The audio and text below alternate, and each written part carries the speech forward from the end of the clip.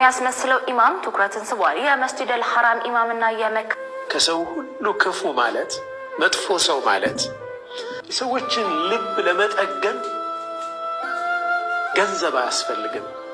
ሰላም አለይኩም ወራህመቱላሂ ወበረካቱ። የአላህ ዝነቻና ሰላም ፍቅር ጤና በያላችሁበት ዳር በርሉ በሁላችሁም ላይ ሰኔ ዛሬም እንደተለመደው አነጋጋሪ አስተማሪ እጅግ በጣም ምርጥና አዳዲስ መረጃዎችን ይዤ ቀርብ ያለው እነዛን ቪዲዮችን እንመለከታለን። ለዚህ ዩቲዩብ ቻናል አዲስ ሆናችሁ ግን ሰብስክራይብ እያደረጋችሁ ቤተሰቡን ሆነ ባሮችና ቻናል በሙቹላችን ቪዲዮ በላይክ እንጀምራለን። ለእስላሞች ላይክ መስጠት የለም። ቀጥታው ለዛሬ ቪዲዮ ነው። ዛሬ ምርጥ ለቢስቱም ኢላ ቀሊላን ለው አነኩም ኩንቱም ተዕለሙን ቪዲዮዎች ተዘጋጅተዋል። ወደ መጀመሪያ ቪዲዮ ወስዳችኋል። አልሐምዱሊላህ የሁለት ሃይማኖታዊ መጽሐፍትን ቁርአንና መጽሐፍ ቅዱስን ቀዷል። ኢትዮጵያ ውስጥ ካሉ ለህግ ይቅረቡ፣ ውጭ ሀገርም ካሉ ባሉበት ሀገር ኮሚኒቲ ለህግ መቅረብ አለባቸው። ይህ መሆን ሲገባው ክርስቲያን ወገኖቻችን ነጥለው አይ መጽሐፍ ቅዱስ እንደዚህ ሆነ እያሉ እስልምና እንደዚህ ነው ሲሉ ነበረ። በመጀመሪያ አንድ ሙስሊም በክርስትና ላይ ጥፋት ካጠፋ ለህግ አቅርቡት፣ ካገኛችሁትም ደብድቡት፣ አፍንጫውን ስበሩት። እኛ ተቋም ተነካ ብለን አንልም። እኛ ሙስሊሞች ነን፣ የአእምሮ ባለቤቶች ነን። ተግባብተናል። ጥፋተኛ እንላለን። ጥፋት የሌለበትን ግን አሳልፈን አንሰጠው። ጥፋት ያለበትን እኛው ራሳችን ነን ለህግ አሳልፈን የምንሰጠው። በመሆኑም ያ መጽሐፍ ቅዱስ ሲያቃጥል የነበረው በሬ ካለበት ቦታ ተፈልጎ ለህግ መሰጠት አለበት። ክርስቲያኖች ፈልጋችሁ በደንብ አድርጋችሁ አፍንጫውን ሰብራችሁ ደብድቡት። ይኸው ኃላፊነቱን ሰጥተናችኋል። ሲቀጥል ያቺ ቁርአን ያቃጠለችውን ላማችሁንም ተቃውሙ፣ ካለችበት ሀገር ለህግ አቅርቡ። ምንድነው እንደዚህ ዘላለም አለማችሁን ፍርደ ገምድል ከባለፈው አጀንዳ እንኳን ማትማሩ ሁናቸዋል። በጣም ነው የሚያሳዝነው ክርስቲያን ወገኖቻችን። ለምን ቢላሂ ረቢል ዓለሚን ሁላችንም አላህን እያመሰገንን በዚህ በረመዳን እንግዲህ የመጨረሻዎቹ 10 ቀናት በተለይ ደግሞ ዛሬ 27ኛው ሌሊት ላይ ስለምንገኝ በደንብ በኢባዳ ላይ እንበራታ። ወደ ቀጣይ ቪዲዮ ወስዳችኋለሁ። ዶክተር አብይ አህመድ ለኦርቶዶክሶች መልእክቱን አስተላልፏል። ሃይማኖት የሚያስደፍረውን አትንካ፣ ፖለቲከኛውን ደግሞ እረፍ፣ ከፈለክ እዛው ሂድ። የኦርቶዶክስ አባቶች ብዙ ቀርቤ ለማገዝ ሞክሬያለሁ። እዛ ውስጥ ፖለቲካ ዘር ሲቀላቀል ደግሞ የሚያጠፋው ጥፋት አለ። እሱን ትልቅ ተቋም ናት። በውስጧ በጣም ብዙ ሰዎች አሉ፣ የሚያውቁ ሰዎች አሉ። ፈትሸው ሃይማኖት የሚያስደፍረውን አትንካ፣ ፖለቲከኛውን ደግሞ እረፍ፣ ከፈለክ እዛው ሂድ ብሎ መለየት ያስፈልጋል። ኦርቶዶክስን መንካት፣ ኦርቶዶክስን መጉዳት የሚያስብ መንግስት ካለ ግን መንግስት መሆን አይችልም። ግማሽ አካሉን ጎድቶ ራሱን በጥብጦ ራሱን ረብሾ ልማት የሚያስብ መንግስት አይኖርም። በሙስሊሙም እንደዛ ነው፣ በጴንጤውም እንደዛ ነው። ብዙ አጭበርባሪ ጴንጤ አለ፣ ብዙ አጭበርባሪ ሙስሊም አለ፣ ብዙ አጭበርባሪ ኦርቶዶክስ አለ። ሰው ስለሆነ ነው። ያ መሸፈኛ መደበቂያው ነው። ሰውየው ግን የራሱ ባህሪ ስለሆነ ያ ባህሪውን ይዞ እነዚያን ጠቃሚ ተቋማት ያቆሽሻል። እንደተመለከታችሁት እንግዲህ የሱ መልእክት በቅርቡ ከተካሄደው ነገር ጋር ይመሳሰላል። እምነቱን በመወከል እንግዲህ የተሳደቡ የነበሩ እስልምናን ያንቋሸሹ ነብዩ መሐመድ ሰለላሁ ዐለይሂ ወሰለም የተሳደቡ የነበሩ ግለሰቦችን የተመለከተ ነው። እንግዲህ እምነትን ተሳድበው እምነትን አንቋሸው ሀገራችን ኢትዮጵያ ውስጥ እየኖሩ ለተሳዳቢዎች ጠበቃ የሆኑ ብዙ ኦርቶዶክሳውያን አሉ። ይህ መልእክት ለእናንተ ነው። ወደ ቀጣይ ቪዲዮ ወስዳችኋለሁ። እንግዲህ የኢፍጣር ፕሮግራም በድጋሚ ተካሂዷል ከውጭ ሀገር ጌጋዎች ጋር ኢንሳነ ለፊ ኹስር ኢላ الذين آمنوا وعملوا الصالحات وتواصوا بالحق وتواصوا بالصبر አላሁ አክበር።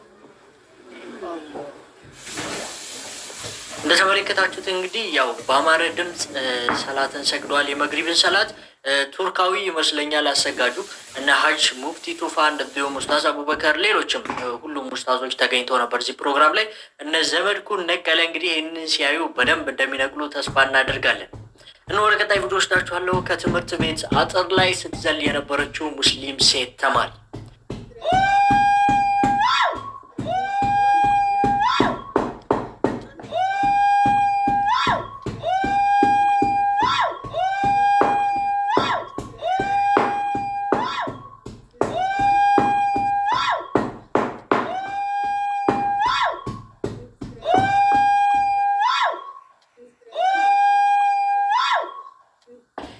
ሙስሊም ሴት ተማሪ ኮመንት ላይ ብዙዎች ብዙ ነገር ብለዋታል፣ ብዙዎች ሰድበዋታል፣ አንቋሸዋታል።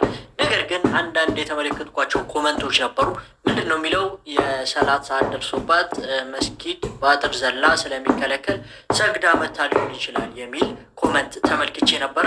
የሙስሊም ሴት ተማሪዎች ላይ እንግዲህ ያው ሙስሊም ያልሆኑ ኩፋሮች ስሟን ለማጥፋት የነሱን ክፋት ለማጉላት ብዙ ሂደትን ይሄዳሉ። ስለዚህ ይቺ ሴት እውነትም መስጊድ ሄዳ ሰግዳ መታ ሊሆን ይችላል አናውቅም። ነገር ግን ሙስሊም ሴት ተማሪዎች ከማንኛውም መጥፎ ነገር ራሳችሁ ልትጠብቁ ይገባል። ምክንያቱም የምትወኩሉት አንድ ሙስሊም የሆነችን ሴት ነው። ምክንያቱም ሂጃብ ለብሳችኋል፣ እስልምና መገለጫን አድርጋችኋል። ስለዚህ ጥንቃቄ ልታደርጉ ይገባል። በዚሁ አጋጣሚ መልዕክት ማስተላለፍ ፈልጋለሁ። አላህ ይጨምርላችሁ። አላህ ራሳችሁንም እንግዲህ ዲናችሁንም ሀገራችሁንም የምትጠብቁ አድርጋችሁ ነው ብለው ወደ ቀጣይ ወስዳችኋለሁ። ከኢቢኤስ ቲቪ ጋራ እንግዲህ ሰሞኑን በጣም ሰጣ ገባ እየተገባ ይገኛል። በዚች እህታችን ምክንያት ወገናችን ምክንያት ይቅርታ። ይቺ ሴት እንግዲህ ትልቅ የሆነ በደል ተፈጽሞባት ታሪኳን በኢቢኤስ ላይ አጋርታን ነበረ። ብዙዎቻችንም ልባችን ተሰብሯል ያንን ነገር በማየታችን። እንግዲህ እጅግ በጣም አዝነን ሀገራችን ውስጥ እንደዚህ ያን ነገር በመመልከታችንም በጣም ተከፍተን ነበር። እንግዲህ ኢቢኤስ ቲቪ ተጨማሪ ነገርን በማድረግ የእሷን ቪዲዮ በማጥፋት የተመረቀችበት የተማረችበት የነበረችውን ዩኒቨርሲቲም እንግዲህ ባለመጥቀስ ብዙ የሆኑ ነገሮችን በደል በእሷ ላይ ሰርቶባት ነበር። የደምቢዶሎ ዩኒቨርሲቲ ኢቢኤስ ቲቪ ባቀረባት ይቺ ግለሰብ ላይ በቪዲዮ ቀርቦ ምላሹ ሰጥቷል። አድምጡት። በጣም የሚያሳዝን የሚደንቅ ሰው ባልተጣራ ወሬ በሌለው መረጃ አንደኛ ይሄ ተቋም ይሄ የቴሌቪዥን ጣቢያ መረጃም ከዛም ከዚህም ወስዶ እውነትን ማውጣት ነው የሚዲያ ሚና። አሁን እነሱ ያደረጉት ቀጥታ ልጅቷን እንዴት እንዳገኙም አላውቅም። ማን እንዳመጣላቸው ምንም የተናገሩት ነገር የለም። እዚህ ቀጥታ ልጅቷን አናግረው ልጅቷ ላይ ከደምቢዶሎ ዩኒቨርሲቲ ተጠልፋ ታግታ ጫካ ተወስዳ 1 ዓመት ከ6 ወር እንደዚህ አድርጎ ነው የሰሩት። እና ይሄ ቶታሊ ኃላፊነት የጎደለው ተግባር ነው። ምክንያቱም ቢያንስ የእኛ ተማሪ መሆኗን ከኛ መረጃ መውሰድ ነበረባቸው። እንደ አይነት ተማሪ ከእናንተ እንደነበረች እንዲህ ብላለች እና ምንድን ነው የምትሉት ምን አለ ማለት ነበረባቸው። የሚዲያ ተቋም ማለት ሚዲያ እኮ ኃላፊነቱ ግልጽ ያልሆነ ነገር ለፓብሊኩ ምንም ብዥታ በማይፈጥር መልኩ ግልጽ ማለት ነው።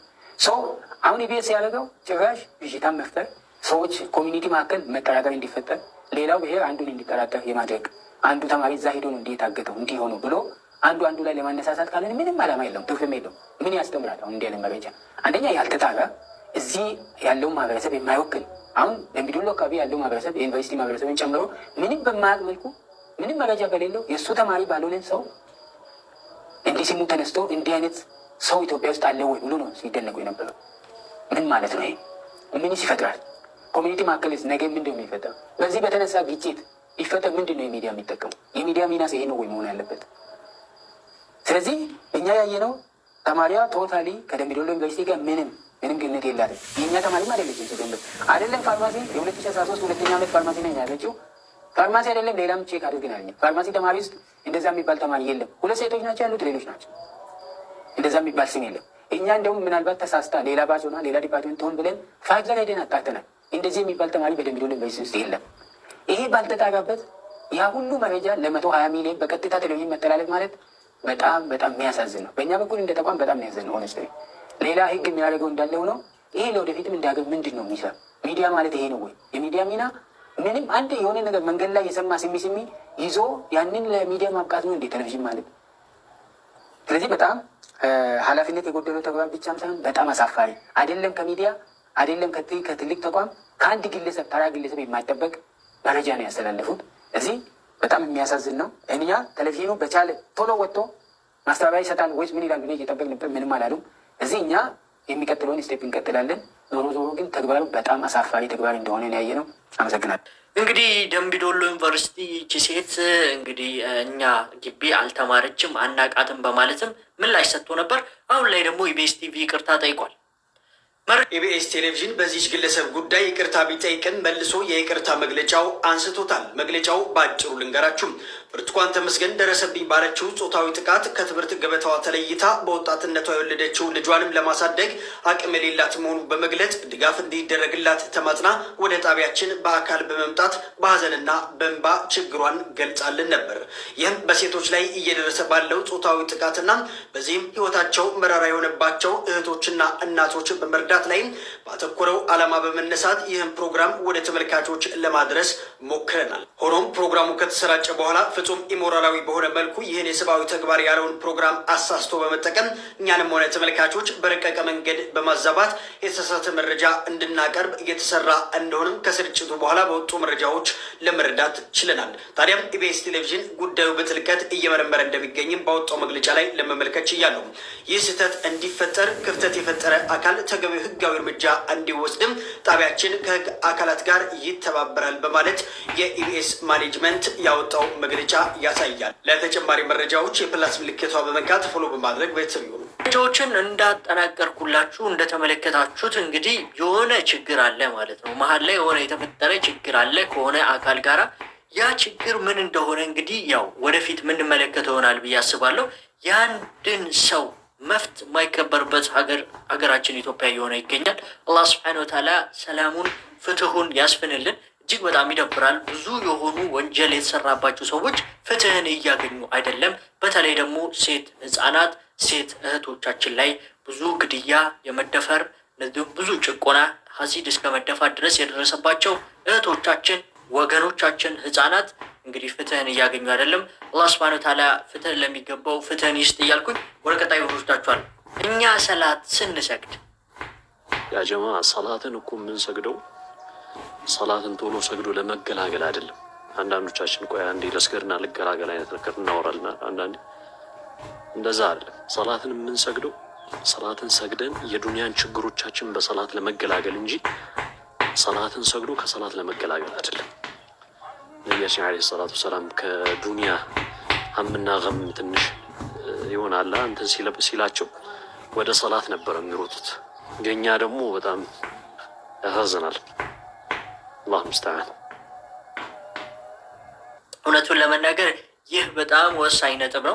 ሰላት ስንሰግድ በጣም እናፈጣጥነዋለን። መስጊድ ገብተን የሆነ ሰዓት መቀመጥ አንችልም። የዱንያዊ ሀጃ ሊኖርብን ይችላል። ነገር ግን አላስፈላጊ ለሆነ ነገር ፈጣጥነን ከመስጊድ ምንወጣ ፈጣጥነን ሰላታችን ምንጨርስ ሰዎች አለን። ሰላትን ምንሰግደው በቃ የሆነ አላህ ስለሚቀጣን ብቻ ብለን ለማፈጣጠን ቶሎ ለመገላገል የምንሰግድ ሰዎች አለን።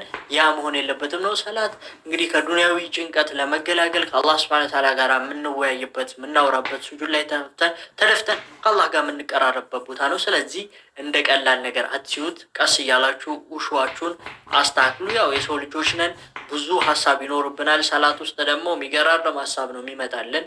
የረሳነውን እቃ ሁላ እናገኛለን አንዳንዶቻችን። አላህ ያስተካክለን ሁላችንን። አሚን በሉ።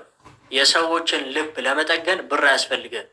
ከሰው ሁሉ ክፉ ማለት መጥፎ ሰው ማለት ዒንደ አላሂ መንዚለተን የውም አልቅያማ የቅያማ ቀን አላህ ዘንድ መጥፎ ደረጃ ያለው ክፉ ሰው ማለት መን ተረከሁ ናሱ ኢብቲቃአ ሸሪሂ ያሉ ሰዎች የእሱን ክፋት በመፍራት የሚተውት ሰው ነው።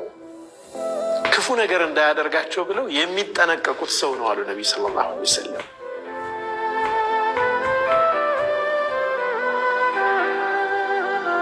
የሰዎችን ልብ ለመጠገን ገንዘብ አያስፈልግም። ጥሩ ልብ ነው የሚያስፈልገው። ጥሩ አኽላቅ ነው የሚያስፈልገው።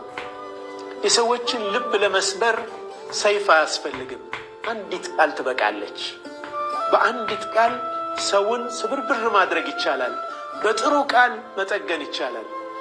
አንድን ምስኪን የምናሳየው ፈገግታ ለእኛ ምንም ላይመስለን ይችላል። ለሱ ግን ቀኑን ያሱብለታል። ሀቢቢ በአሁኑ ሰዓት ላይ ብዙዎቻችን የማናውቀው ነገር ምላስ የሚሰራውን ስራ። ምላስ ብዙ ችግርን ያመጣል። ብዙ ሰውን ቅስሙን ሰብሮ ቤቱ እንዲቀመጥ ያደርጋል። ኡስታዝ እንደተናገረው ብዙዎች ጀሀነም የሚገቡበት ምክንያት ምላሳቸው ነው። ምላሳችንን እንጠብቅ ይገባል። ሰዎችን ከመናቆር፣ ሰዎችን ከማማት፣ ሰዎችን ቅስማቸውን ከመስበር። ስለዚህ መልካም ተናጋሪ እንሁን ወይም ደግሞ ዝም እንበል። ነቢ ሰለላሁ ዐለይሂ ወሰለም ብለውናል። ክርስቲያኖች ሙስሊሞችን ሰላም ካላችሁ ጸበል ድጋሚ መቀበል አለባችሁ ወይም መጠመቅ አለባችሁ ያሉ። ክርስቲያን ያልሆነውን እንዴት አደርክ እንዴት ዋልክ አትበሉት። እንዴት አደርክ እንዴት ዋልክ የሚል ቢኖር በስራ ወይም በአምልኮቱ አንድ ሆነ ይላል እና ጋይስ ክርስቲያኑ ናችሁ ሙስሊም ወገኖቻችንን እንዴት አደራችሁ ካላችሁ እንደገና መጠመቅ አለባችሁ ያለች ማ ይሰማል ጋይስ።